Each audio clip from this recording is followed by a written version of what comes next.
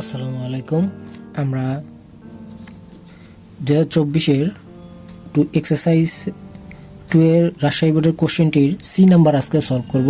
C number কোশ্চেনে বলা ছিল prove that the element of C is an irrational number. এখানে আমাদের সিতে লেখা ছিল ব্র্যাকেটের মধ্যে √7। আমাদেরকে প্রমাণ করতে হবে যে এই √7টা হচ্ছে ইরেশনাল নাম্বার। এটা করার জন্য প্রথমে আমরা কি করব, প্রথমে আমরা ধরে নিব যে √7 is a rational number। এখানে আমাদের সলিউশন করার সময় প্রথমে লিখে নেব given c equal √7, so we have to prove that √7 is an irrational number। ওকে, এটা করার জন্য প্রথমে আমরা কি করব, যে ধরে নিব যে suppose or let √7 is a rational number,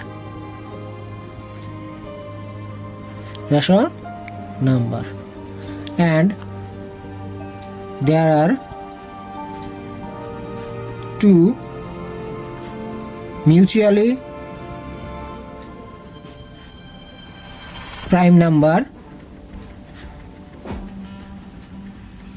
p, q greater than 1। যদি তাই হয় তাহলে আমরা সো দ্যাট লিখতে পারি, সো দ্যাট √7 ইকুয়াল p/q। ওকে, আমরা এখন বোথ সাইডে যদি স্কোয়ার করে দেই তাহলে কি এইখানকার রুট চলে যাবে, আর এর পাশে কি থাকবে p², q²। তাহলে আমরা এটা লিখতে পারি যে that is 7q equal p² divided by q। Obviously 7q is an integer, but p² divided by q is not an integer। কারণ কি এটা দেখো অনেকটা হোল নাম্বারের মতো দেখা যাচ্ছে, আর এটাকে কি দেখা যাচ্ছে, ফ্র্যাকশন নাম্বারের মতো দেখা যাচ্ছে। ঠিক আছে,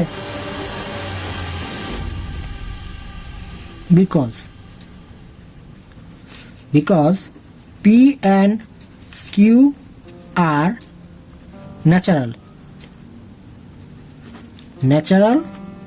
numbers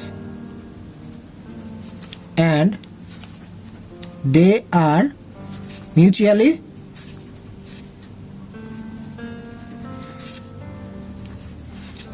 prime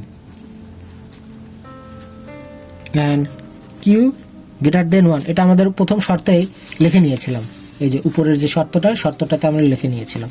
ওকে, এখন তাহলে আমরা এটা লিখতে পারি যে so 7q and p² divided by q can not be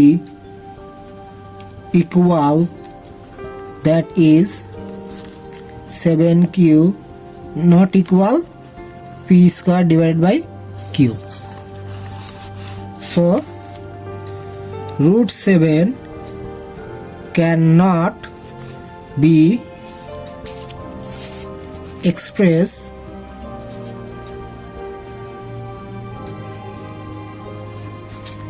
in the form p/q, that is √7 not equal p/q,